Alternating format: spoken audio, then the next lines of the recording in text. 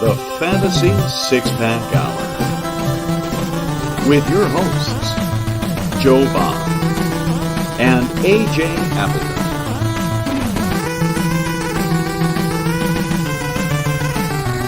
Touchdown!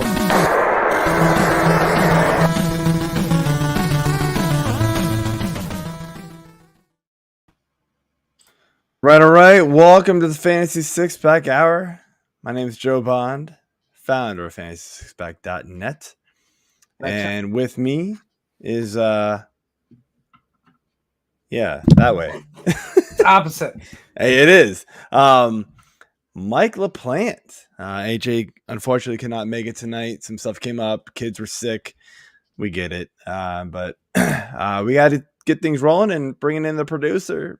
It's usually behind the mic running things for us, but he's here helping me co-host. Usually it's Mike in the clouds. No. Well, in more ways than one. Yeah. You set yourself up for that one. All All right, so tonight we've got the Ravens and Buccaneers on Thursday Night Football. 10-3 halftime. Let's be honest, man. Like, if we were coming into this, we saw this game on Thursday night. We were thinking, before the season started, you were thinking, oh, this one will be fun. This was not fun anymore. Like, the Ravens have struggled lately, right? The Bucs have definitely been struggling lately. We'll get to those a little later. But we will start here tonight talking about some trades that went down with James Robinson and Kadarius Toney. We got the injury news, unfortunately, with Jamar Chase. We're going to talk about those struggling offenses that we weren't really expecting to be struggling, and so kind of what to do with them, go through the rankings, and then the injuries, and call it a night.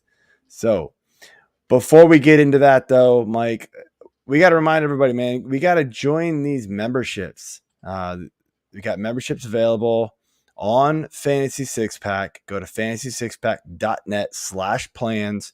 Guys, you get access to our award-winning rankings. We've got 3 of our rankers inside the top 30 right now. There are over 200 rankers on Fantasy Pros. Top 30 is amazing. If you're superstitious, 3's the number, guys. 3's the number. You get our DFS projections, tools.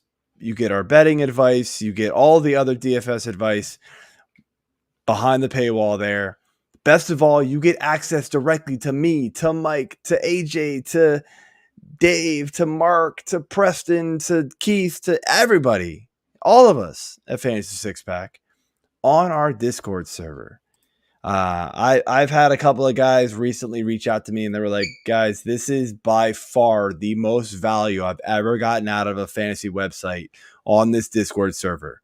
No lie, I will show you the quote by a screenshot. If you do not believe me, it has come to me.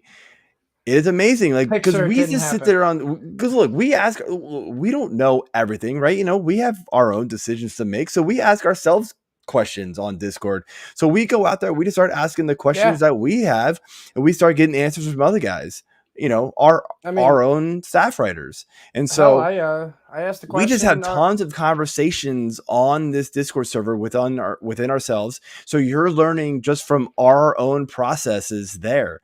And then you can ask your own questions, that kind of stuff. It is unbelievable. Like, I love having these conversations, and I really love it when the members, you guys, the fans, the readers, write your questions in and have conversations with us. I've been talking to these guys for years on Slack. I'm done with them. I want to talk to you guys.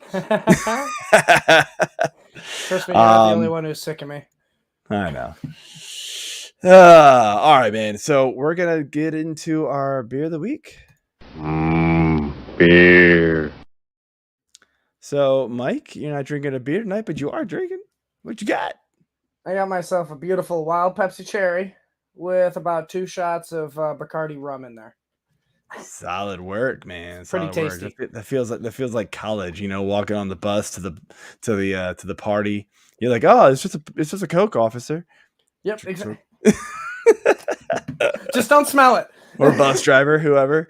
All right, so I'm drinking a right on cue because we're at halftime. True Respite halftime haze. So it's a little soccer ball. But if we were in Football's Europe, football. it'd be football, right? Whatever. Football. We're good.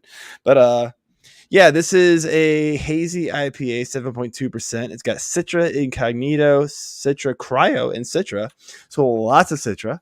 And Citra hops are awesome. I actually only gave it a 3 3/4 though. It's sort of just that like middle ground IPA that they're good, but too much Citra.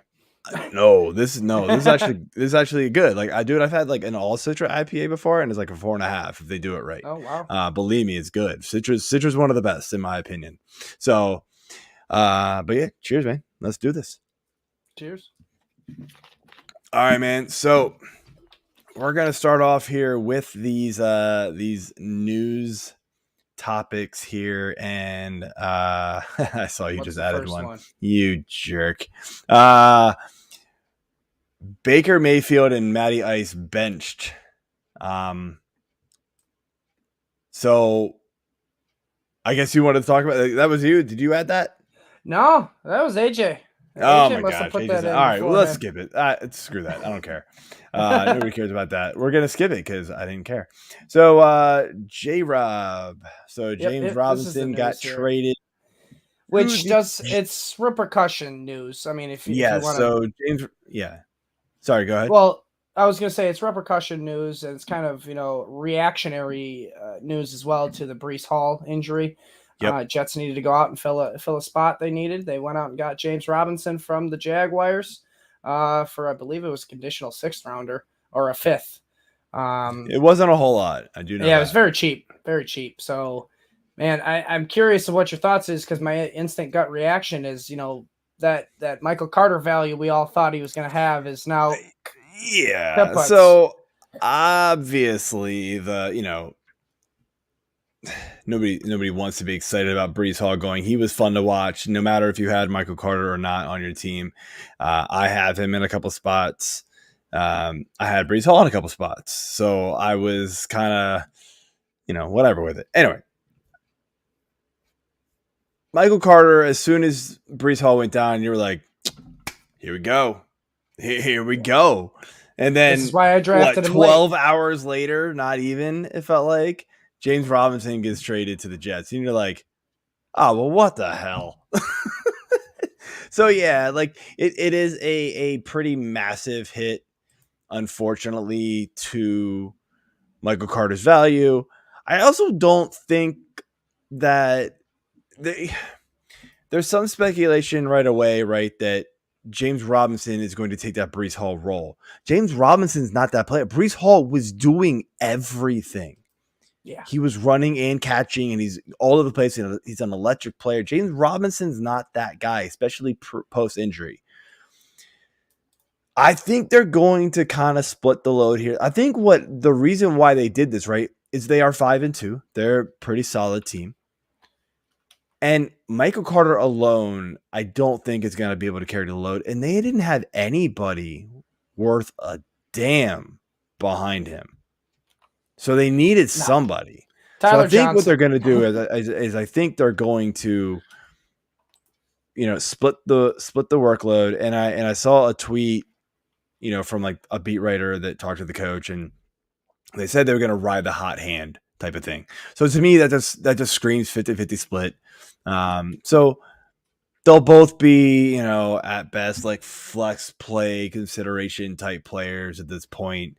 Unless one just kind of takes over. I think that's the best case scenario you can expect from this. Now on the other side of this, like what's going to happen in Jacksonville, right? We all love ETN now. We did even after just Sunday because he just dominated. Now it is clearly all ETN, but they're not going to give 100% to ETN. That's just not what they do. Come on, Joe, you're breaking my heart. Is it James Hasty? Jermichael Hasty, or is it Snoop Conner. I mean, he was kind of the preseason darling, Snoop Conner. Right? That was what all the beat reporters were writing up about, that he was going to be the third stringer behind Etienne and Robinson. So I lean more of them, more Snoop Conner right off the bat. Yeah, I do too, actually. He's a veteran. He's a veteran. So, I mean, he can easily take the job if Snoop Conner doesn't perform. I mean, Hasty seems like a gadget guy. Like, he's sort of like he can line up receiver, do running back stuff. So, yeah, he'll get his, but it's worth a speculative. It's worth a roster spot just because Etienne's injury history. Well, I mean, come on, he's had one injury, but but it's a major injury. It was. That's the thing. I think the other one is like, if he keeps fumbling and dropping passes, which he keeps doing, it's like, oh, God, he had like another touchdown last week, and he just like I was like, catch the ball. So you can do it in college. What's going on? I don't get it. All right, man. So next trade here that we have happened today. Kadarius Toney traded from the Giants to the Kansas City Chiefs. Anytime anybody hears a receiver getting traded to the Chiefs, it's almost like the guy traded to the Green Bay Packers. Everybody's like, overreaction time. All right. So, but let's not overreact. What's going to happen here, assuming Toney actually passes physicals and actually gets there? Like, how does this impact him and the rest of the Chiefs receivers? I mean, we've obviously seen how the offenses work through 7 weeks so far. It's a spread offense. The only one who's really getting hyper targeted, if anything, is going to be Travis Kelce. So I don't think it changes much about that. It just adds another weapon in for Patrick Mahomes. So obviously it gives him an uptick in value. I think Juju's still, he's now showing that 20% target share is now working in his favor. So I think Juju still stays put, but this hampers Sky Moore's breakout that we all thought was coming in the second half of the season. I think this takes a little bit away from Marquez Valdez-Scantling. And I don't know. I'm concerned about Mecole Hardman too, because all those people out there chasing those 3 touchdowns last week. All right, now you got Kadarius Toney, who's basically, in my mind, the same player, maybe a little bit more athletic. Shifty a little bit, but they're the same player. They're both gadget players. They're both going to kind of do that same role. So I think it eats into Hardman's, touchdown upside there. I don't disagree, man. I'm really popping the brakes on Kadarius Toney, and maybe I'm just dead wrong, but it's worth a stash. But sure, absolutely. Like if you've got some total garbage on the back end of your bench, which I'm sure a lot of us do at this point. The season's just been pretty freaking crazy. The injury reapers everywhere. Yeah. So look, is he worth a shot?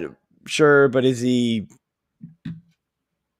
gonna be worth starting? Absolutely not. It's a wait and see. I also just I just don't really expect it to amount to anything, to be honest with you. I just really don't. Let's be honest. There's like 7 receivers in Kansas City, including Travis Kelce. Like who they can't throw the ball to everybody, and none of them, even Toney, is not going to replace Tyreek Hill. This is just another target. Add depth for them. Add depth. Add. If they go 5 wide or whatever crazy thing they want to do, then they've just got that option to do it and, confuse who's getting the ball type of thing. So, like, it doesn't mean that he's going to be a fantasy asset. It just means he's going to be a good NFL asset. Oh, yeah. So there's a difference. Wouldn't be surprised if he has that super high touchdown percentage on his touches. Just an absurd amount of touchdowns on the touches. I could see that. Not getting very many touches, but he might get those red zone touches where Andy Reid likes to do his, play his magic in the red zone with all the motions and whatnot, the shovel passes, and he's shifty enough. But what I'm curious about here is now, not that he was really playing, but isn't this just, to the moon for Wan'Dale Robinson on the Giants now? To the moon might be a little strong, but absolutely. And by the way, Mark Andrews has officially been ruled out for the rest of the game. So face. that absolutely blows. I put him as number 1 as my tight end because I figured he's still really the only target there for him. And I mean, I do have to. I just had. You did put him happen. number 1 after a goose egg last week. Well, I mean, pretty much a goose egg. He had 4 rushing yards. He had 0.4. Yeah, I mean, just when he plays, man, it's hard to. It's hard to not. I agree. I was just that was one of He's those got that kind of Andrews. respect at this point. You know what I mean? Like if he's going to be on the field, he's going to be on the field. Which it really. We have a Lamar the most. a comment from Tyler that I'm not going to say, but we'll display the second one here. Still a top 3 tight end in the league. You play him regardless, 100%. It sucks, man. The fantasy gods have not been kind to almost anybody this year. I know teams that are like 5-1, and they're just like, I still don't know if my team's good. Or 6-1, whatever it is, right? They're limping to the finish line. It's like it's crazy because they feel like they didn't have a good team after they drafted, and then they have a good team, and you're like, it's confusing. The teams I'm the same way. The teams I thought were going to be good are horrible, and the teams that I thought were going to be like mediocre are either good or like above average at least, and you're like, this year is backwards. So yes, I agree, man. And we keep getting hit by stuff like Mark Andrews getting hurt. So, and speaking of injured, oh boy, this one kind of came out of nowhere. We did not expect this one. Jamar Chase. I know he got injured at the end of the game last week, but there wasn't really a whole lot of talk that it was serious. But he has it's a hip injury. And now they're talking he's out 4 to 6 weeks. Whoa, baby. That's a big one. That's a big loss.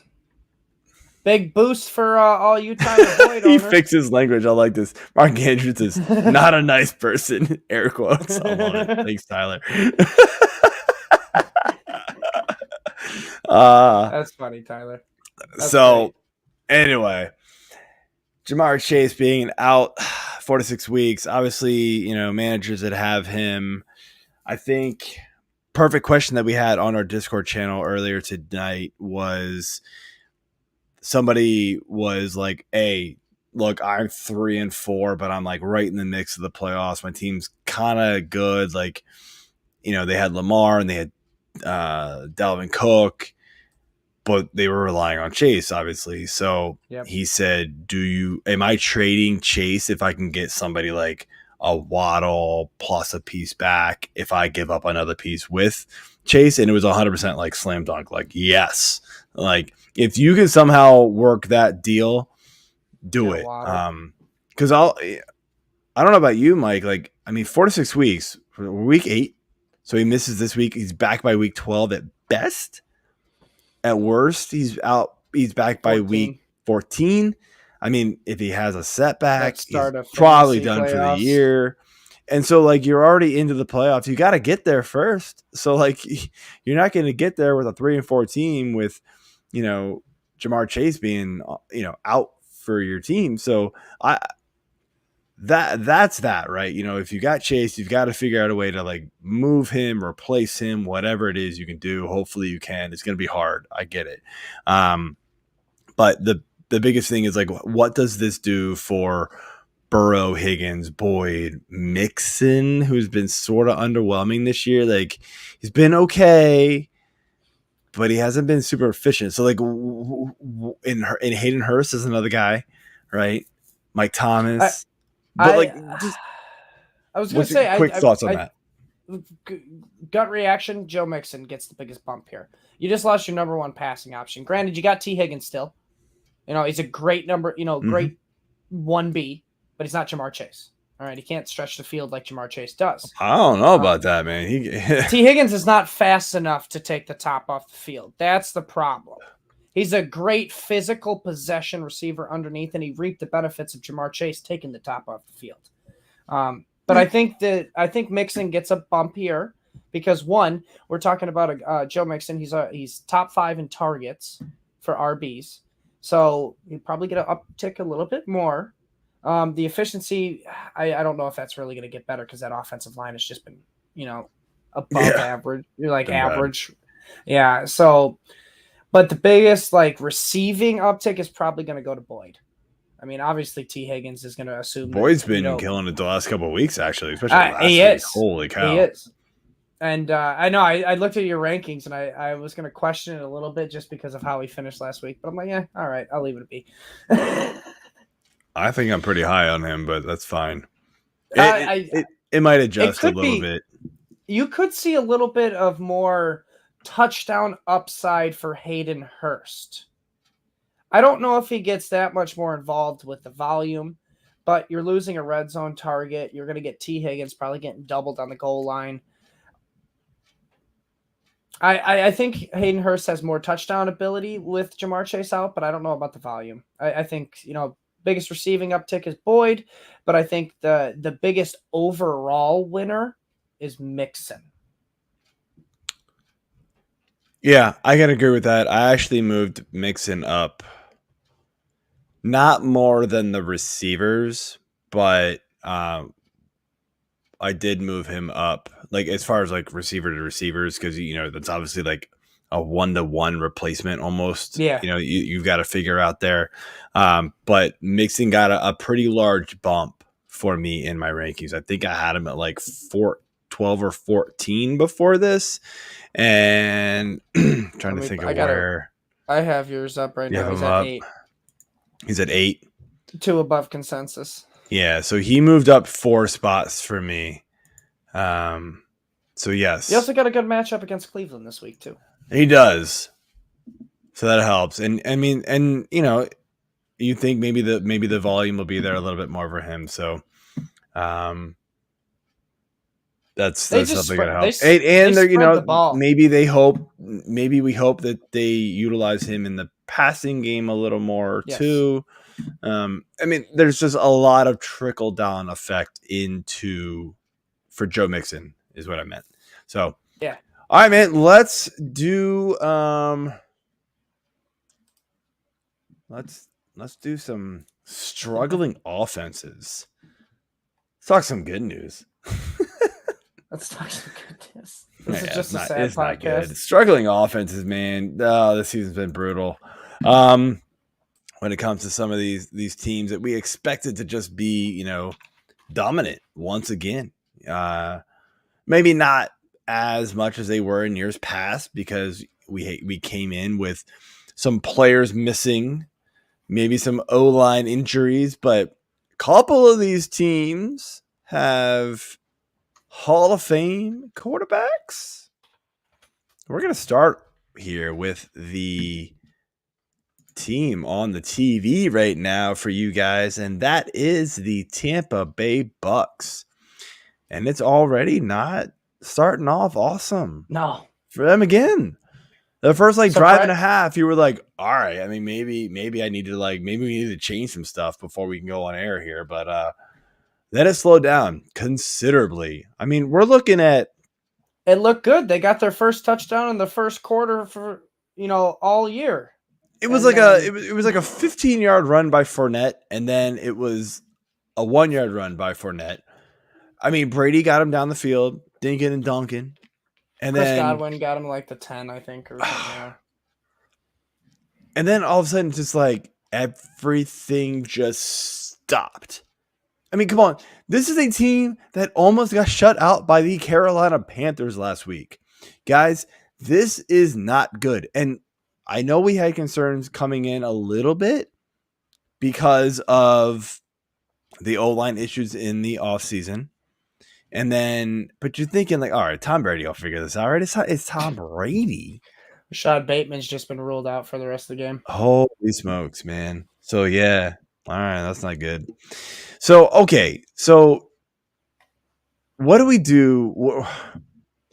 First off, what's happening with this Tampa Bay offense? Why is it so bad? That's question number 1, Mike. What do we got? Oh, man, It's this O-line. I mean, according to Football Outsiders here, the O-line is much better in pass pro than it is rush pro, but it's doesn't overall, feel like it. I was gonna say overall it doesn't even look good to the eye. They're second worst in RB carries, yards per carry, at 3.36. They also rank 30th in the power rate per open field yards and 29th in stuff rate. So it's not great. The O-line's really letting Brady down. I mean, yeah, you're getting some guys like last week, Mike Evans drop a wide open touchdown that should have been caught. No questions about it. Oh, yes, he did. He dropped another one today, actually. It wasn't a drop. It was a tough-ish catch in the first quarter. At the back of the end zone, I believe. Yeah, but like you expect Evans to come down with those and get his feet in bounds. It wasn't as tough as like I've seen him make. That's what was shocking about it. It's like what, like again, like it's what's going on. But it really, I mean, injuries were obviously the main key in the beginning of the year, but I mean, now they're getting a little bit more healthier. I mean, they got Fournette, they got Evans, they got Godwin. Yeah, they don't have Julio every week, but Julio's no longer Julio. So he's supposed to be. Was he active tonight? He is playing tonight, but I mean, is he playing? Because he's definitely not on the stat sheet. He hasn't done anything. We got a Scotty Miller reception before a Julio Jones reception. So wow. But yeah, it really then points to the offensive line because, in my opinion, Brady. I mean, he's not a running quarterback. He's not accurate throwing on the run, so he needs a pocket. And if he doesn't have a pocket, no rhythm. He's not going to find a rhythm. He's not going to, get these 30, 40 touchdowns that he's used to getting every year. I agree, and I think you nailed it right on the head there, man. It's to me, it starts with the offensive line. So, that's just gonna, if the quarterback can't get time, then it's gonna go down from there. And then when offenses don't have to worry about Brady, they're not going to worry about Leonard Fournette, even if he, that's why they're not using him. And if the offensive line bad, they can't run anyway. So it's not that I like root for Tom Brady. I usually don't, but like because there is a lot of investment from a lot of people in this offense, and I like probably everybody ranked a lot of these players very highly because of Tom Brady, and Mike Evans and Godwin and Fournette are good players, right? Julio Jones is supposed to be good, but I didn't rank him very highly. But you gave him a little bit of a boost when he got signed with Brady. You're like, all right, well, maybe. But yeah, this isn't working. So it's just unfortunate. I don't really know what you do with this team though. Like, I'll be honest, I at the very last second tonight, I dropped I had Brady 7. Okay. And I dropped him to 10. And I'll be honest, man, I wanted to go farther, but you're like, Baltimore hasn't been great. So maybe there's a chance. I'm kicking myself now, man, like for not putting him at like 15, which is where I kind of wanted to put him. Because honestly, man, if he finishes with like 215 yards and a touchdown, that's probably where he's going to finish. It's like 15 or 16. That's really where I wanted to put him. But I just kind of, you fall trapped to it's Tom Brady and they'll figure it out. And like when the first half of the first quarter was going on and he was moving the ball, you're like, oh, well, maybe I was right. All right. Maybe I shouldn't have moved him down at all. Nah. Feels like I should have now at this point. So I don't know, man. It's going to be hard to start Tom Brady. Like We've gotten questions on Discord. Hey, do I start Geno Smith over Tom Brady? Probably. Do I start Tua over Tom Brady? Probably. Like, it sucks to say, man, but like, yeah, we're at that point. We're going to look back at this year. I'm going to save this comment after we talk about the next team because it's relevant for both of these guys. I was going to say, when we were talking about the O-line, it was a great transition into the next team, really. Because, I mean, being the resident, Packer fan here, our next offense we're talking about is the Green Bay Packers. And, man, they are just atrocious this year, Joe. I know you gave me this little stat here for us.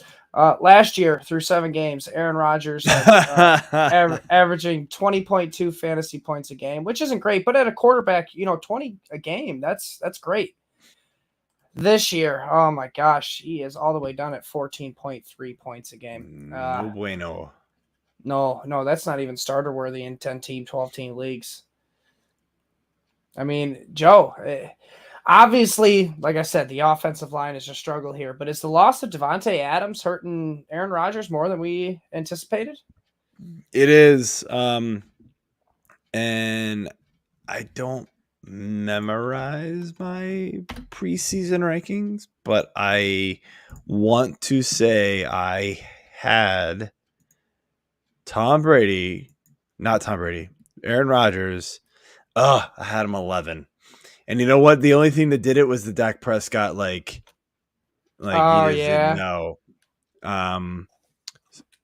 Because it was he was sort of always injured, and then it was also Stafford with the shoulder or the elbow or whatever. So that put Rodgers back into the top 12. But I really, really, really wanted to put Rodgers outside of the top 12. It just didn't happen. But I was not in on Rodgers coming into the year. Look, coming into the season, and we talked about this pre-show, is Rodgers was very touchdown heavy. You look at the stats here, right? Just from last season, going into just through 7 weeks, he had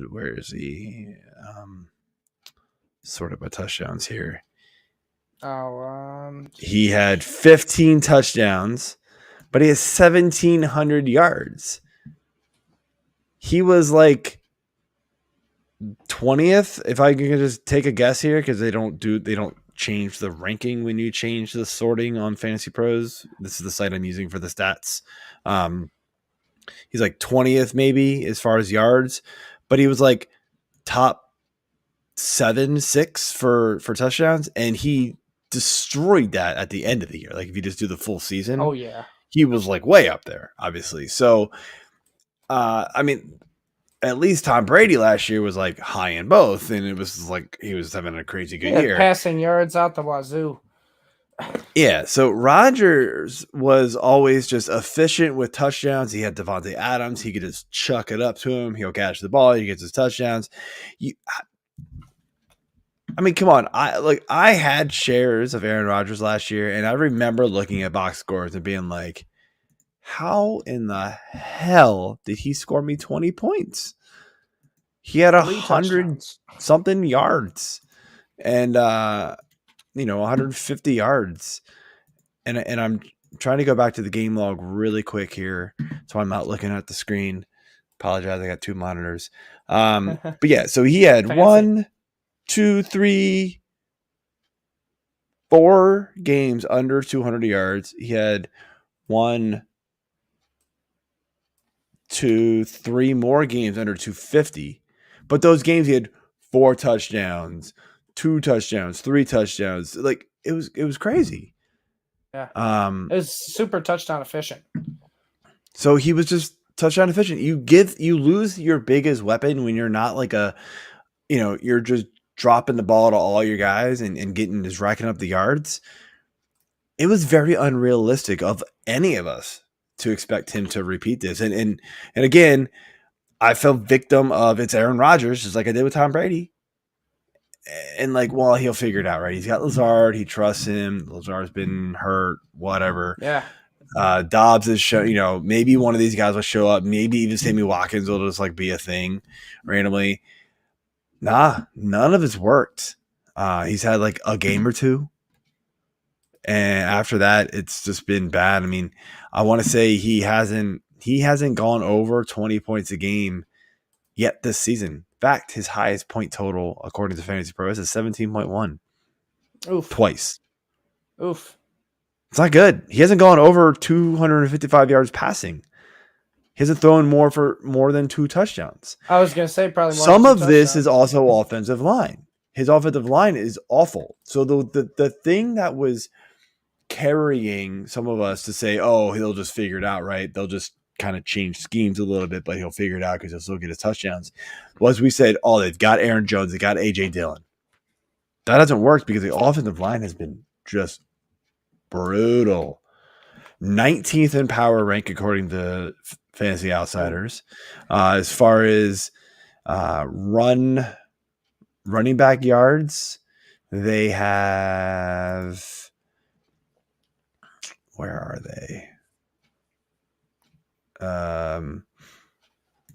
They're like 1, 2, 3, 4, 5, 6, 7, 8, 9, 10, 11 in running back yards. I don't know how they do that because it doesn't feel like it's that way.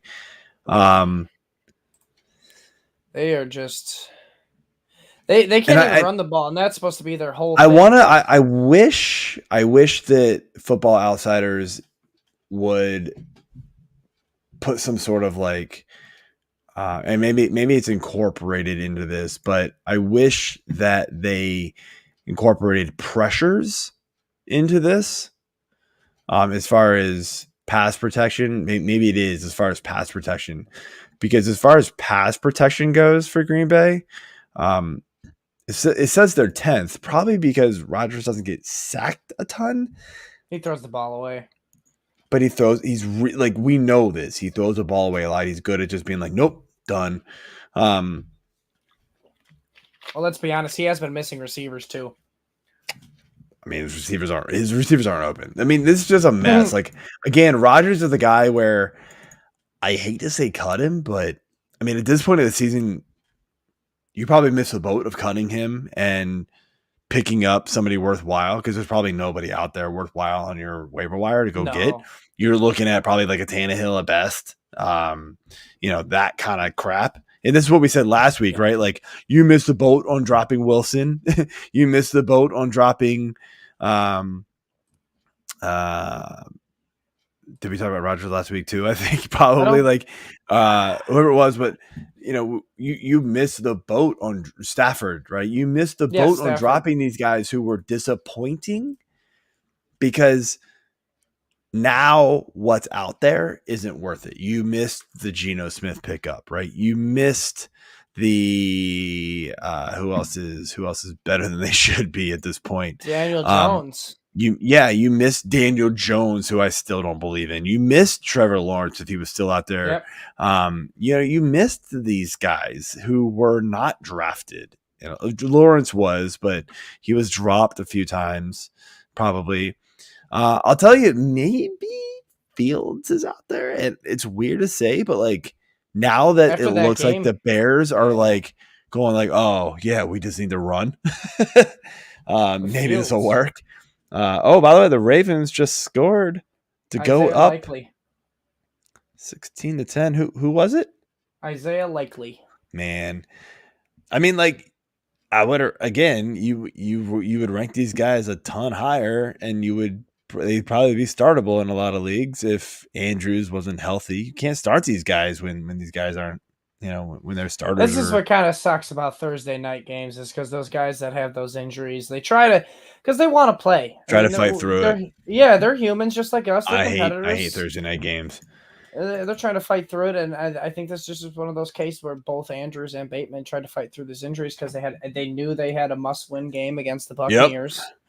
And, it just unfortunate. I know it's unfortunate because us as fantasy players, we're now getting the repercussions of it, but they're humans, guys, too. All right, so let's move on here, man. Next two teams. I know it's very depressing. We need to speed this up with next two teams that we're going to talk about here. Just the last two teams that not that we thought they'd be juggernauts like the Bucs or the Packers, but the Colts and the Broncos, man. We talked about the Broncos last week, so we'll talk a little less about them again. But the Colts and the Broncos, two teams that you thought at least had some stars on their team. Maybe not quarterback for the Colts. Matt Ryan was tolerable, but Jonathan Taylor, Michael Pittman, like, those were dudes that people were really relying on. Both have struggled. Pittman's been okay. Jonathan Taylor has like straight up been bad. Not a number one pick. Not gonna lie, man. So I guess let's focus more on him than the quarterback because the quarterback isn't going to be Matt Ryan going forward. Crazy enough as that is to say. But Jonathan Taylor at this point last year, man, was averaging 16.2 points per game. Got better as the season went on. This year, whoa. Let's see here. 9.9 points per game. Now, one was a injury game, but 9.9 points per game, not good. No. What do we do, man? How is he worth like trading low for? Because that's the hard part, because you spent the number 1 overall pick on this, right? Guy. If anything, you got lucky and got, you thought it was lucky at the time, and you got the number 2 pick for him. So you're not going to get what you invested in him. So you are selling low, no matter how you look at it. But I mean, are you buying low on him? Are you buying low, like thinking things might turn around? I mean, come on, they're going to Sam Erlinger or whatever the hell his name is. That's why, I literally for the cannot pronounce it. Sam Erlinger, yeah, for the right price, I'm worth it. It's intriguing because you are going to get a change at quarterback where Matt Ryan leads the league in turnovers. I mean, he has 12 through 7 games. It's not good, and you can't be fantasy relevant, and you can't be NFL relevant offense if you're turning the ball over constantly. So if Sam can at least game manage better, I could see a little bit more value in Taylor. But let's be honest, the glaring difference between last year and this year is the 2 games he's missed from injury. These were the first time I remember it was reported. These are the first times he even missed practice in his entire football career. So really, that's the big thing is he's still very durable. Yeah, is he still going through an injury? That's what my biggest concern is he's still going to be hampering an injury the rest of the season out, if anything. Could be. I mean, I'll say this. I mean, even last week, it was a really rough game. The game script was not in his favor. 10 for 58 yards, not bad. Caught 7 receptions. Yep. I mean, so targets. Like he still did okay. And he'd fallen into the end zone. His half PPR finish at running back was 23. Not good. Not what you want, obviously. No. But you fall into the end zone, you're looking at 18 points, and he's, I don't have last week's stats completely up, but I'm gonna take a wild guess and just say he probably would have been top 15 at least, if not top 12. You give him 18 points, he's probably top 12. Keep on stalling, I'll figure it out for you. There's some pretty monster weeks, monster games last week, so maybe not. But it's tough, man, with these Colts players. We had a question on Discord where somebody asked if they should trade, and I gotta pull it up just real quick. Wow, you said it was 18 points, just 18, or he would have had 18 points half PPR. 18 points half PPR, that'd have been RB10. So top 12. There you go. A touchdown puts you in that RB1. It category. Definitely does. So yeah, you just fall in. But the offense needs to get going, right? This all falls down to this offensive line is not playing as well as it did last year. No, they're not scoring. Maybe some of that has to do with Matt Ryan. Matt Ryan is just, there's a reason why the Falcons decided to get rid of their quarterback who had been there forever and done very well for them. He's washed, man. And they knew it. And the Colts bought into it, thought Wentz was the problem. Apparently not. Now Wentz isn't good either, but Wentz was serviceable last year and made Jonathan Taylor the number 1 overall pick this year. So maybe it was Wentz really the problem. I don't know. They almost made the playoffs. I think the problem here is the Colts complete defiance and ignorance to invest in a future quarterback and not just this bridge quarterback year after year after year after year, because that's what's really killing the value here. So it's not getting a guy to develop with these young stars like Pittman and Taylor. So the question I had through my Ask Me Anything channel today, should I trade, and this was full PPR, Dak and Jonathan Taylor or Kenneth Walker for Hurts and Dalvin Cook? He says he has good running back depth. I mean, you're getting possibly the number 1 scoring QB on the year, and you're going to get still a top. Oh man, I know Cook's been struggling, but I still say a top 7 running back. I'll be honest. I said yes, and I said I don't actually really care which running back you get rid of. I prefer getting rid of Walker because it still is Seattle. There is still that little seed of doubt in the back of my head, going, can they really sustain this? Can Kenneth Walker really maintain a full workload? You know, Jonathan Taylor, right? They got to figure it out. Maybe the switch of quarterback does it for them. Well, that's the thing. The Colts need Jonathan Taylor to make the playoffs. And they know that. Absolutely, they do. The Seahawks are just trying things out, and it's working. I mean, the Colts know what they need to do, and it's involved Jonathan Taylor more. So I agree with you. I'd be trading Kenneth Walker, selling high on him. But I said it's close. I really do. I said it's very close. Like I wouldn't fault you for trading JT. It's closer. I think you get the best person in the trade in the QB1 with Hurts.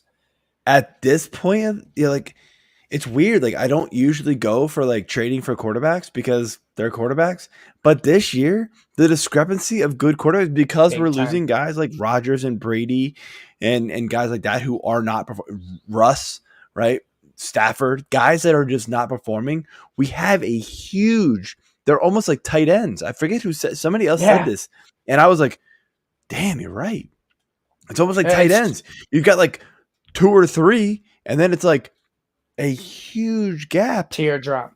In the next scoring tier, right?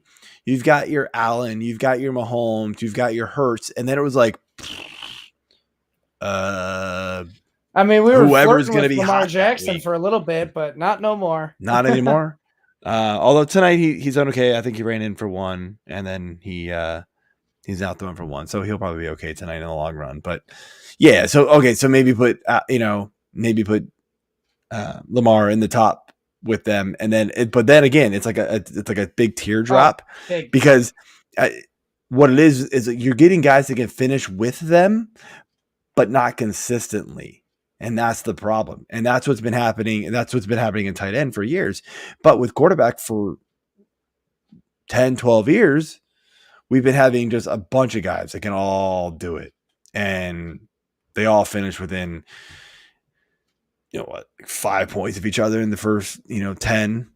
It's just safe. And so, but this year it's not happening. So, like, if you've got the Josh Allen, you are cleaning house right now because it's just that big of a difference, and he's outscoring everybody. He's so good. Yep. So, Broncos again. We won't focus on this one too much. We said it last week. You guys can go back to last week's show and listen. Russ is struggling. He's obviously hurt too. Nathaniel the running game's out.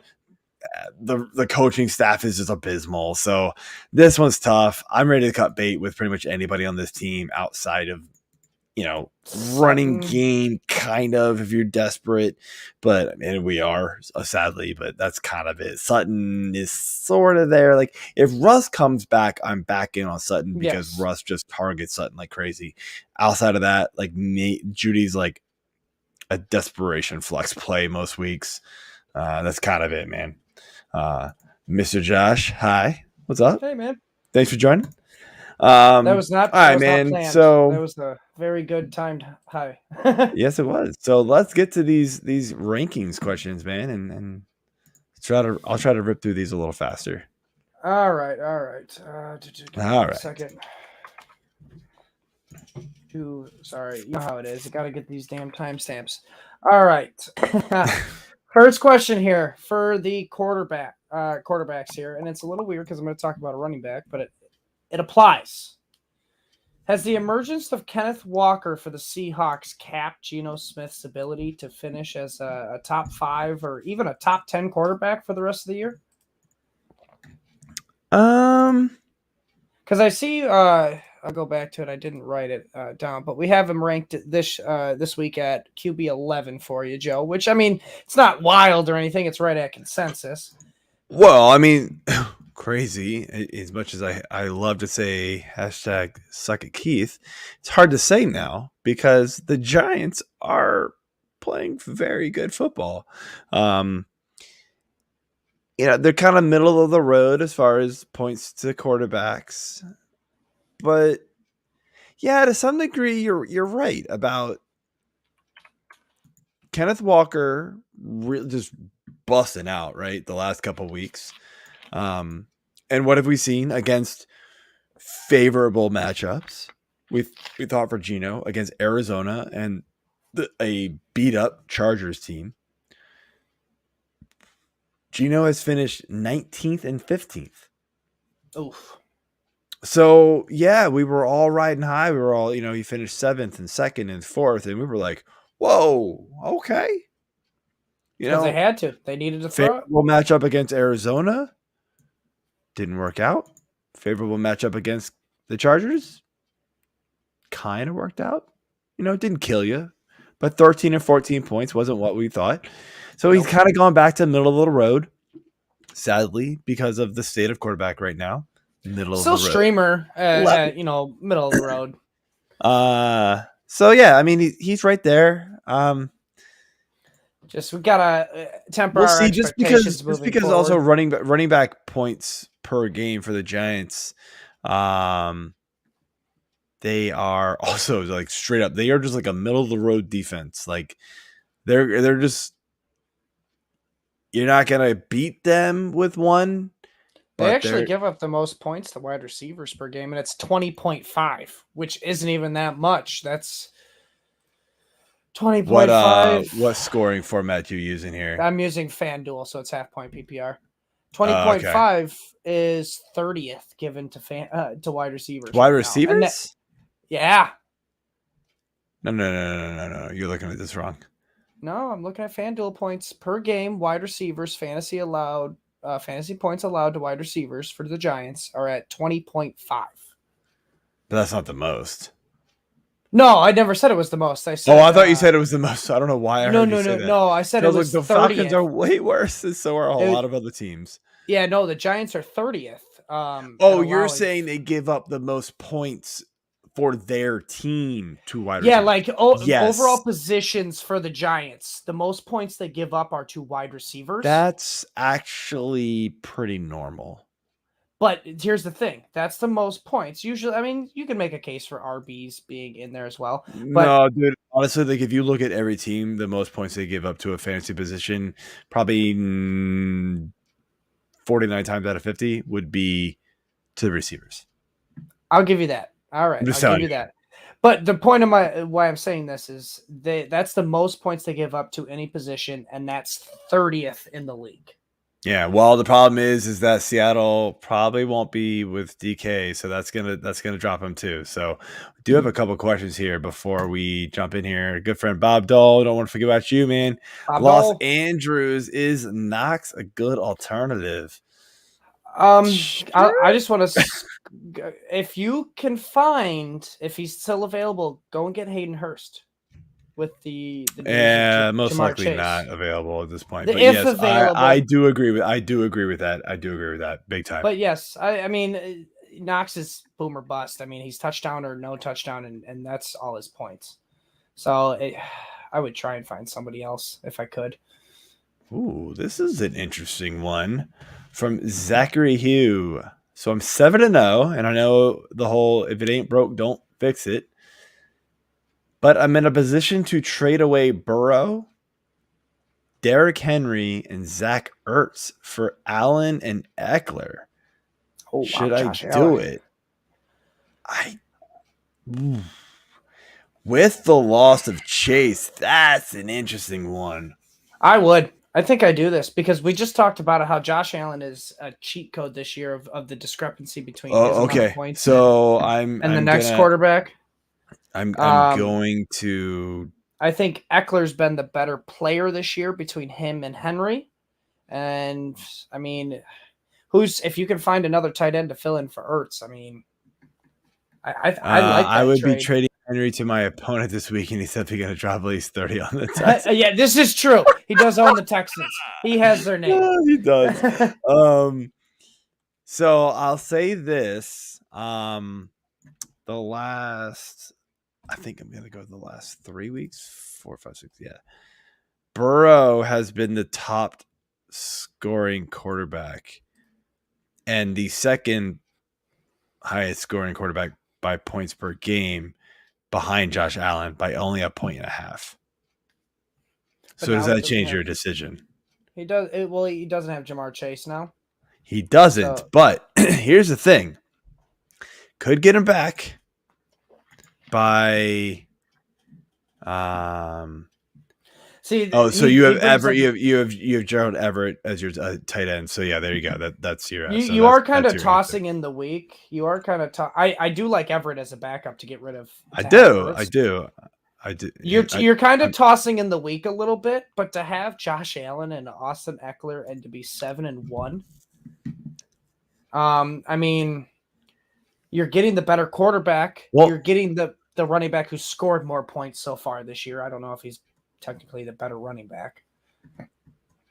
Yeah, I mean, I'll say this as far as fantasy points per game over the last 4 weeks, Eckler's at 29, Henry's at 21. So a points per game average, that's a gain for you, even if Burrow keeps up his rate, which I don't think he will.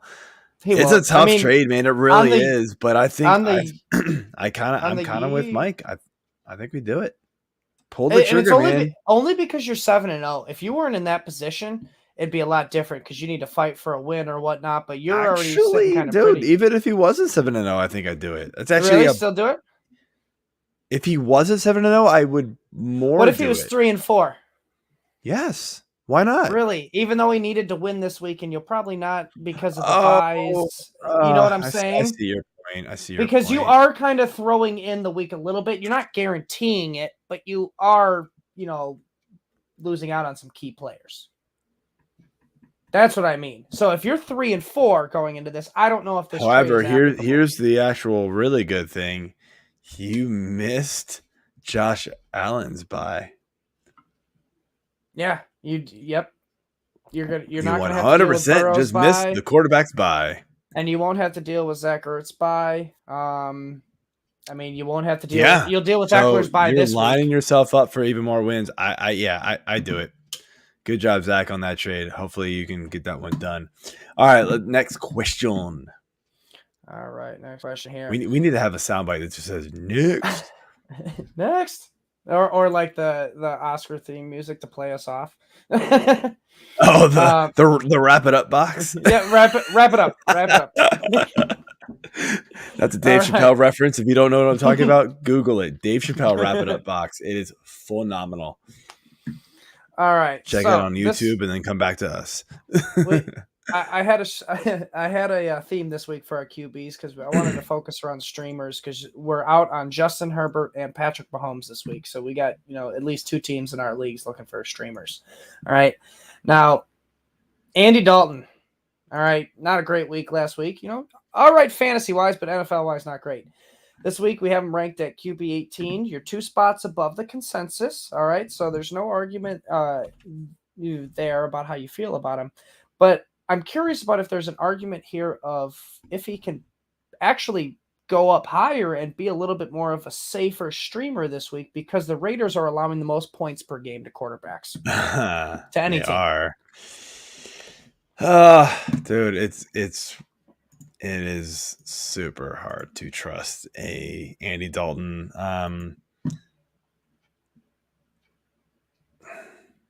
mean, he had 4 touchdowns, threw 3 picks. I know. Yeah, and the picks were just atrocious. But that's the thing. Like, he threw 4 touchdowns because they got down so quick because he threw those picks. 2 of them early went for touchdowns. So, like, it's like whatever, man. Like, I don't know. This is bad. No, I still believe this team wants to play conservative. Their defense is good, mostly. Ish. They should be, right? And then, so I think they want to, play ball control with Kamara and Ingram and Taysom Hill. Has definitely unlocked Kamara. Yeah. Because Winston was struggling to incorporate him in and the we offense. Knew that going in. That's why he was always like a risky pick. But that's Thankfully, it sounds like they're going to keep with Dalton, but no, I don't really think I'm going to move Dalton up that much. And if I do, it's like a spot or two. Gus Edwards now questionable return. Oh Lord, come on! What is going on? Please, fantasy guys, no more injuries in this game. I've got him going everywhere, and he's literally done like nothing. I drafted him. I know. I put him in super late, stashed him in IR spots because those were the leagues I had him in. And oh man, just when you think things are going up for you, it's not. So this is why you don't chase touchdowns. Yeah. All right, man. But listen to what we say, not as we do. We doing running backs? Yes, sir. All right, on to running backs here. There we are. All right, so CMC at RB6 in just his second week with a new team. I mean, he's barely been cracking that, let's be serious, that RB5 status all year. I mean, what makes you so confident? I mean, obviously, we got a good offense here. But is the breakout finally upon us where he's going to finish as that RB1 this week? Yeah, I mean, I think you look at this and, yeah, the Rams are a very good defense, obviously. But you've got to imagine they're just going to absolutely feed the ball to CMC. They might be without Debo, so that's another reason to like it.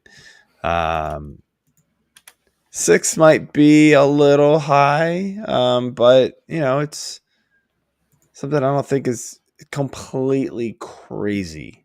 It's hard to rank him a lot lower than that. Fair. No, I get that. I'm just really concerned here because it's the matchup. It is a tough defense against the Rams. So, I mean, they're not the easiest team to run against. You're really basing it mostly on volume here and hoping he falls into the end zone, which, I mean, the way he was used last week. Duvernay just ran in or something on a screen. I missed the start of the play, but Duvernay just scored. So it looks like the Ravens it's a handoff. Game. They're up 23-13 prior to the extra point. So, yeah, Tampa Bay is going to drop 3 in a row. First time in Tom Brady's career. 20 years. That's definitely a record. I know that. That is an amazing stat, by the way. Yeah. I can't remember the exact stat, but I remember hearing something a while back about, MJ back in the day with the Bulls. He never really lost 3 in a row very often either. But on to the next. So, obviously, Chuba Hubbard and Deontay Foreman, they're not CMC. We know this. And it's kind of a committee off of the 1 week sample size we had last week. But Atlanta's run defense is pretty bad. Thoughts on why this Panthers backfield is ranked so low after actually, overperforming against tough Buccaneers run defense. So I'll be honest, this one's a little tough to rank right now because Hubbard is so banged up, not practicing very much, and so we're not totally sure what's going on with him. So I've put Foreman just slightly ahead of him. I think for me, if Hubbard plays, I'm going to put him a few spots ahead of Foreman. But again, as you said, it's kind of a split. It was about a 60-40 split before in Hubbard's favor before he got hurt last week.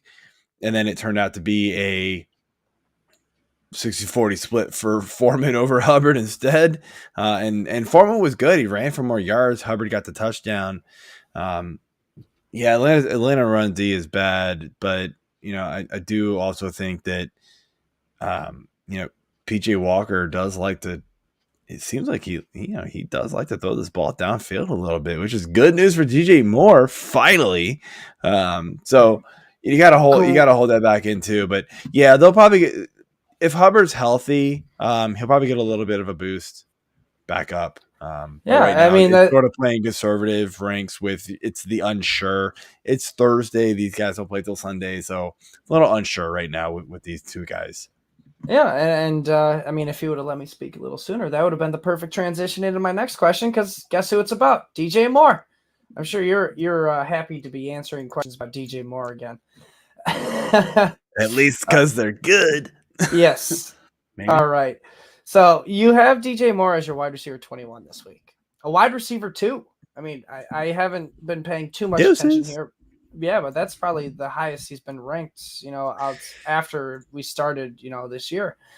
Is this a show of confidence after last week? Or is this, also due to the juicy matchup against the Falcons who allow the most points to wide receivers at 38 a game? It's both. We saw PJ Walker. Maybe he's not a better passer than Baker Mayfield or even Sam Darnold if he was be able to get in the game. Maybe he's not a better passer, but he's a better playmaker.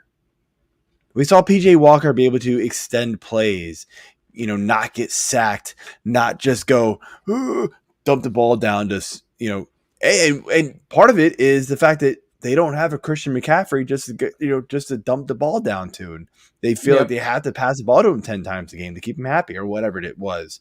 So now it's, a way to be productive is to throw the ball a little bit more downfield to DJ Moore. And look, it's not like DJ Moore wasn't seeing an adequate amount of targets. 666, 11, 8, 7, and 10, right? But he wasn't catching anything for a lot of yards, and even when he was, it just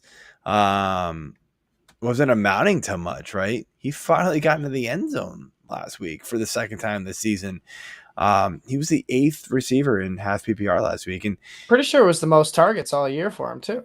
No, he had an 11 spot against Arizona, but it was close. 10, but it was the most receptions.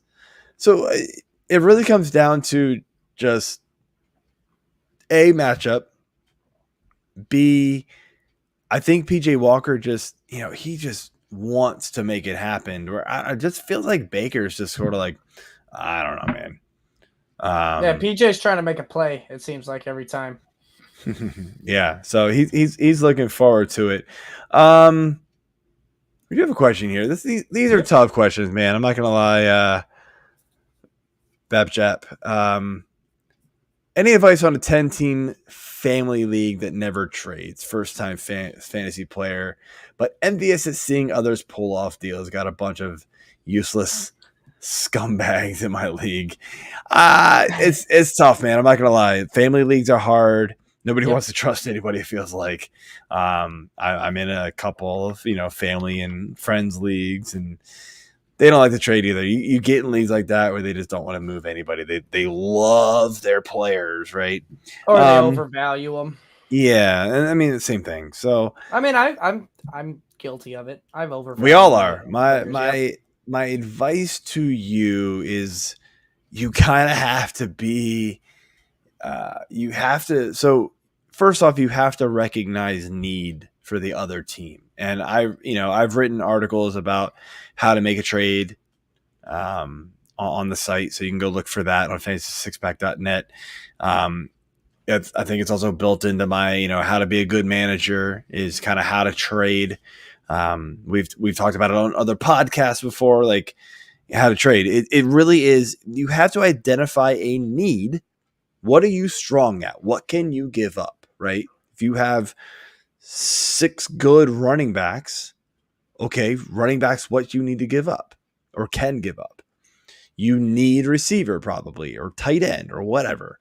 So then you go to a team who is running back needy and has what you need, and they have a lot of depth at that position, and you target it. And you might have to convince them. You might have to have a conversation on the side. If they're family and friends or whatever, call them up, text them, be like, hey, here's the deal. You need receivers. You need running back. We need receivers. We need to make this work out. Like if we're gonna compete, it's a win-win for both of us. There's a fine line there, though, Joe, because I 100% agree with you. But at the same time, when you're trading, there is a psychological aspect to it, at least that I found out, because the other manager, if you put themselves in your shoes, all right, think about it. If you're getting a trade offer, all right, and you got this other manager going up, oh, here's why we need to make this trade. You are clearly desperate at this position. I got the need for you. Now you're feeling like you're being told what to do, and you know what I mean? It's a little off-putting. It is. So it's about how you say it not what you say a little bit. I agree. Yeah, that's a fair point. But you hit it right on the head though, because it is identifying needs. It is right? It's identifying needs. you have to identify what you can give up, like you said, and then you have to go out and figure out, go to a team. Hey, what do you have X amount of that you can give up to the team that doesn't have that? Mm-hmm. And then you go and look at what you need. And then the thing is, hey man, you got to put it as, because the biggest thing as, a first time fantasy and a family league is everyone is afraid of getting trade raped. Yes. Everyone is. Yeah. Everyone is. So you have to try to. They don't want to lose the trade. Exactly. You have to play it off as it's fair. What I said, it's a win-win for both of us. Yep. That's where I was going at it. Yep. And I didn't mean to interrupt you, but I just also want to say there is a psychological aspect of it. Almost is how you say it, not what you say. Yep. But that is a tough one. That's always a tough question with trading, because it's like a snowflake. Every league is different. He says he's trying to upgrade his wide receiver core, AJ Brown, Lamb, and Olave, but nobody's willing to do anything. I've heard the QB. Holy cow, that's a good receiving core. I don't know why you're trying to upgrade it. And Lamb's been a little disappointing because of Dak's returning. So I think you're okay there. I don't really know. Like it. The problem is that I think is there's not a lot of players that are better than them that you're gonna have to give up like a top-notch running back or something in return, and that's going to be tough. And so if you're not willing to do that, then you can't make that trade. So you have to be more realistic about it too at the same time. So, AJ Brown, Lamb, and Olave at this point in time are probably all top 15 receivers. If you're not able to give up a top 12, 10 running back to get a better receiver than one of those, you're not getting the deal done. And it's almost impossible to give up a top 10 running back at this point because they're like diamonds in the rough at this point. Yeah, because running backs because the wide receivers are so much more consistent this year. It seems like at least the top tier of wide receivers are more consistent than the top tier of running backs. So it's really hard to get those top tiers. I would love to have more conversations with you, PapJap, on our Discord server, man. Go to fantasy6pack.net/plans and join and jump in that Discord. We can talk. A bunch of us can talk you through this and hopefully get you to get a deal done to upgrade your team. But it doesn't feel like receivers where you need to get it done. But I could be wrong. So, all right, man, let's move on here to your next question. That's all right. We'll get the receivers done right here because this is the last question we have for him. All right. A lot of Drake London owners are worried after that one target performance last week. You have Drake London 3 spots above the consensus, not a big deal. Still above the consensus at wide receiver 32. Still in that wide receiver 3 territory, bottom of the barrel type of wide receiver 3. Are you really confident he can finish there with, only getting 1 target last week? And we know that this offense, even with the game script in their favor, they did not want to throw the ball 13 times with Mariota last week, and they trailed by more than 2 possessions for majority of the game against the Bengals. And I'm pretty sure they finished the game. It's been a weird ride for Drake. Riding high after the first 3 weeks. Couple touchdowns, saw tons of targets, getting 60 plus. Even yards. Saw a bunch of targets the next 2 weeks. Just didn't really work out for whatever reason. And the last 2 weeks has been bad, man. They've decided without Cordero Patterson, they will turn into a run-heavy offense. Okay, sure. So I don't know, man. Do I feel good about it? No. Projections and say that's kind of where he should fall. So Carolina's a better matchup than San Francisco and Cincy are, so that's kind of what you're hoping for. 8th most to wide receivers. But again, maybe you need to rethink it a little bit and think, okay, it's a good matchup, but this might be just both teams are going to run the ball. I don't know. This is a weird game where I'm not really sure how the game script is going to go because both defenses are bad and both offenses are mediocre at best. And so you're going, usually those turn out what? into high scoring games for some reason. Right. That's what I was getting at. Like, what's going to win out here, right? It's either going to be the offenses going nuts for no reason. You know, we're going to get like a 35-38 game, and we're going to all be like, what the hell just happened? 31-28, something right? Weird like that. Or we're going to get like a 18 or like a 17-12 game, and we're going to be like, yeah, all right. The defenses, I don't think are any good, but like offenses suck. But yeah, it's tough with this game. So like you're right now in my rankings, it feels like I'm leaning more toward the offensive players kind of outperforming the defenses because of what you said. Yep. Right? Kind of how these games usually work out is they're higher scoring than you expect. So yeah, it's tough, man. Well, I was just gonna say, I mean, Drake London's kind of, in my eyes, the rest of the season, he's boom or bust, kind of like this matchup between the Carolina Panthers and the Falcons. It's either gonna be boom or it's gonna be bust when it comes to the scoring. It's either gonna be a lot or a little. But we can move on then to our tight end question. Finish off here. All right. All right. I wrote you two, but they'll be quick here. Kyle Pitts, tight end 12, just barely a tight end 1, scraping that position. You have him 3 spots below the consensus, which I give you credit for doing that. Are you finally out on the superstar as a top 5 option for the rest of the season, even though he was drafted as it? I'll be honest, he's lucky I put him 12. Fair point. I'm done. I'm done until he shows it to me, and it's got to be multiple weeks. It can't be he caught 3 passes for 40 yards and a touchdown. He's got to put together some good games consistently for me to move him back up. He is not startable at this point. Literally, I get the same question every week on Discord.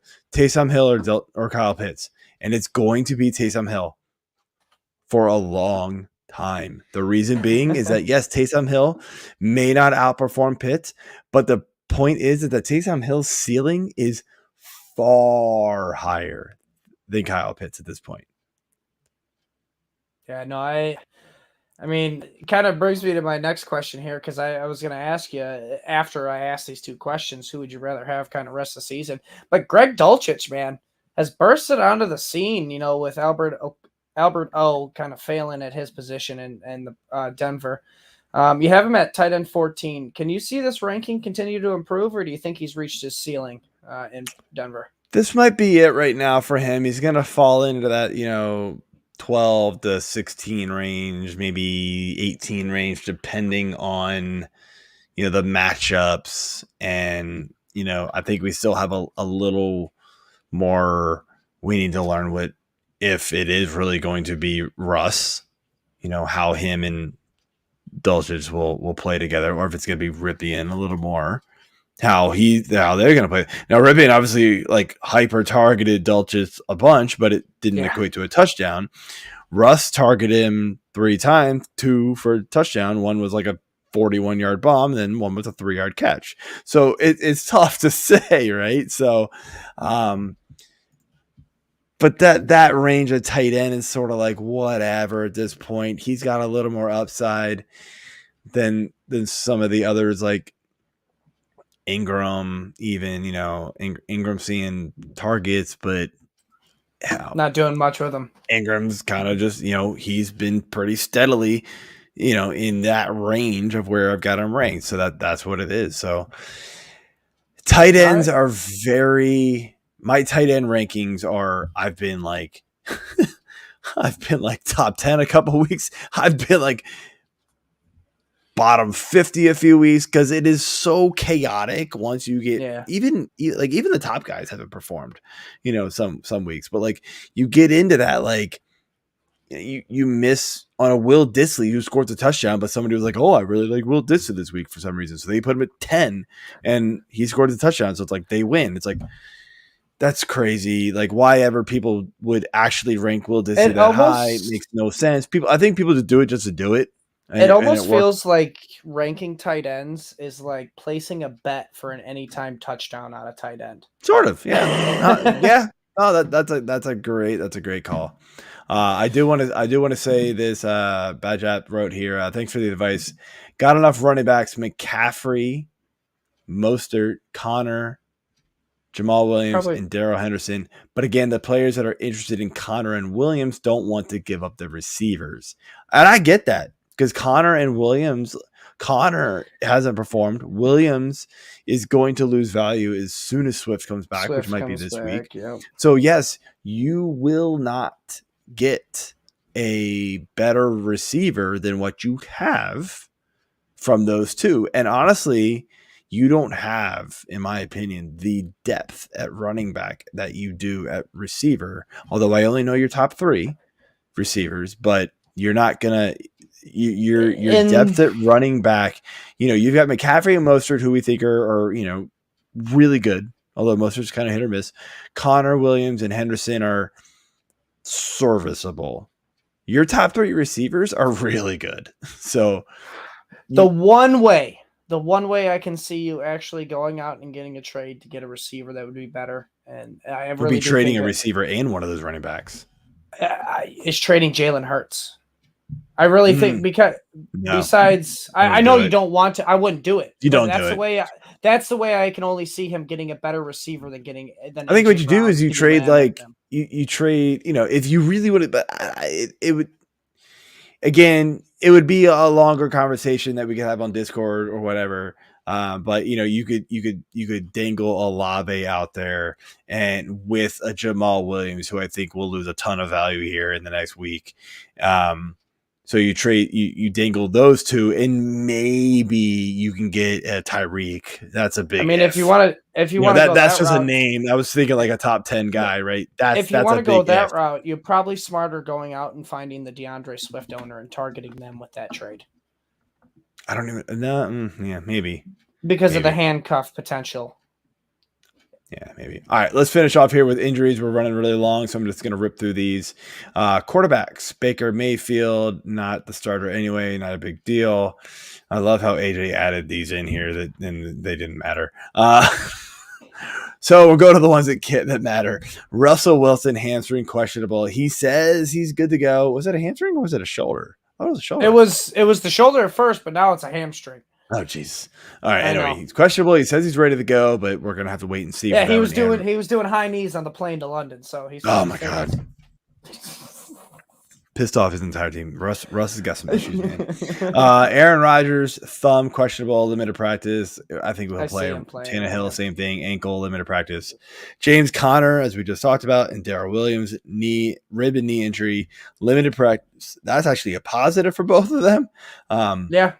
Sounds like they're on track to play this week. So, Benjamin owners, managers. Yeah, I don't know. It's interesting. That was a game time decision, in my opinion, because that's the way usually how James Conner goes. Yeah. Chuba Hubbard, ankle. These are all Thursday practices. Yeah, questionable. He did not practice today, so he's trending down. So again, as you asked me about that question with those two guys, this would be a big reason to, change those rankings. Zeke Elliott, knee and thigh questionable, didn't practice. I have Pollard very high in my rankings because I kind of think Zeke's out. He just doesn't sound like he's ready to go. Josh Jacobs, foot questionable, limited practice. I haven't got any, nothing major. It doesn't sound like he's going to sit, but we will see. Obviously, Raheem Mostert, knee questionable. He's been questionable for the last 4 weeks, but he's played. I just hope we get a better result than we've gotten the last couple of weeks because it's been pretty mediocre since he's been salvaged by touchdowns. Yeah, but 2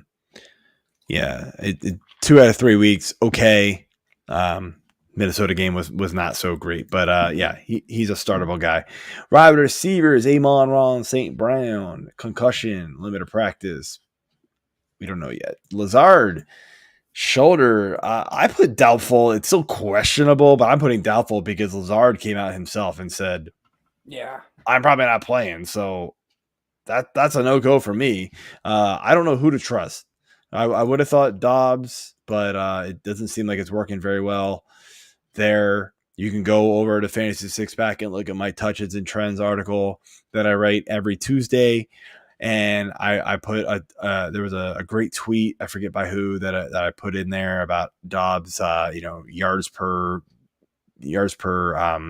route, yards per catch, and things like that. But like just the fact that his arrow is pointing down after we all got really excited about him.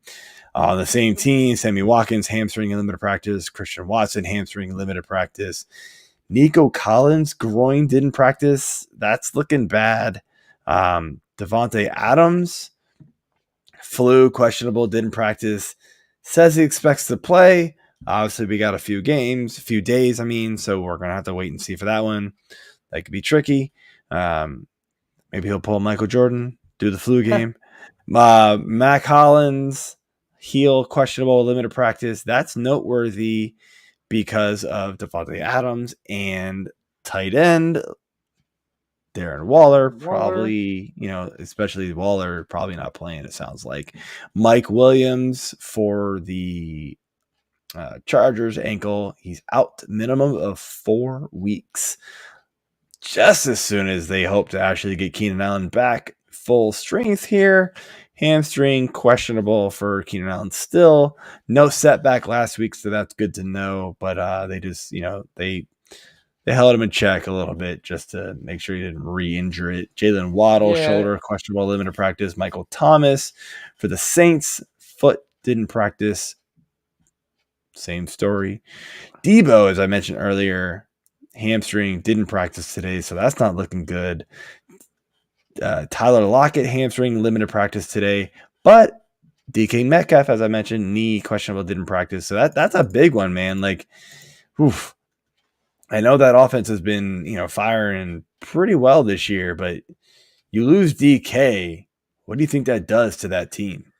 Turns them into a more run-heavy team with Kenneth Walker coming onto the scene, especially if you got a banged-up Tyler Lockett. I agree.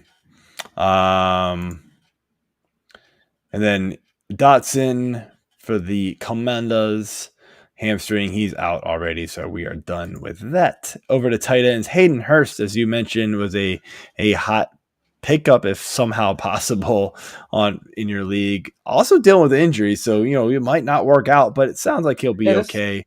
David Njoku, ankle, didn't practice. They're saying there's a chance it's a high ankle sprain, but it's a Monday night game. It's brutal. You're going to have to find an alternative there. I mean, if you really want to hold 2 tight ends, go get his backup. But and I'm blanking on the backup's name right now. But Harrison Bryant. Yeah, Harrison Bryant. I guess go get him if you really want to rely on Njoku, because I know he's been killing it this year, but they do play Monday night, so you're not going to be able to have earlier alternatives, which sucks. But I just wouldn't rely on it. If you can find somebody better than Harrison Bryant as your alternative, then I would do it. I was able to somehow find Hayden Hurst. So, like I said, if you get lucky, if you can get a Hayden Hurst, go and get Hayden Hurst. That's crazy. Dalton Schultz, who played last week and played pretty well. Still dealing with the knee, limited practice. TJ Hawkinson, knee, questionable, limited practice. Darren Waller, as I already mentioned. Logan Thomas, calf, questionable, limited practice. My guess is that Schultz, Hawk, and that's it, play. Hayden Hurst plays, sorry. I think Schultz, and Hawkinson play. Njoku, Waller, and Thomas probably don't play. That's kind of been the trend. Yeah, it really has. All righty, man. I want to thank you, Mike, for stepping in for AJ. I don't know, but Jap, you have one wide receiver bench are Alec, Pierce, Pickens, and Randall. Yeah, you do not need receiver help, man. You need to kind of, if anything, to me, you need to boost your second. This must be like an 8-team league. This is why he's looking for just total. No, it's 10. It's 10. Was it? Did he say 10? Oh, a 10-team family league. I don't know, man. He's got good players. I don't know. You have great depth at the wide. Maybe go after a better tight end with something. Like, you've got good depth. You could go after a better tight end or something. I don't know. Again, you need to join Discord, man. Come after us. Hit us up. We can have this conversation off air. This could be literally like a 30-minute conversation. that I can't do on a live show, unfortunately. But good luck, man. I hope we helped you at least a little bit. But that being said, Mike, we are looking at a Ravens win here, most likely 27-16 with a minute 40 left. The Broncos are driving the ball right now, at least on my screen. I think you're a little ahead of me. I think you just said Broncos. I did say Broncos. Bucks. Sorry. I mean, I'm so used to seeing the Broncos on stupid Thursday night television, right? I know. But yeah, no, they still have the ball. So 1st and 10 for me. But yeah, this is gonna be some garbage points. It's gonna be a Ravens win. This will be garbage time. So, all right, man, that's it for me. See y'all next week, and good luck in week 8. Good luck.